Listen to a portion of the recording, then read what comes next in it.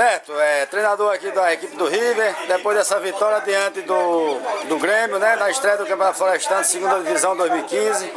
Beto, a equipe até se comportou bem, né, mas teve uma grande chance perdida, né, no caso, tem de treinar um pouco de finalização e de saber que o jogo não é individual, e sim coletivo, que eu acho que faltou muito na hora de concluir em gol, não foi? É verdade. Toda a gente se comportou bem dentro de campo. Da trás até na frente, agora só a finalização que nós erramos, pecamos muito. Mas no próximo jogo, tenho certeza que meus atacantes e o bom de finalização vai acertar nesse ponto. Bom, mas parabéns pela vitória, foi até um bom jogo. Poderia ter sido um placar bem mais elástico, mas faz parte. É o primeiro jogo, é falta de treinamento com certeza, mas fizeram uma boa partida. Poderia ter saído com mais. Também estamos contando folgado, que o time está se reconhecendo agora também, né? Mas no próximo jogo vai ser melhor.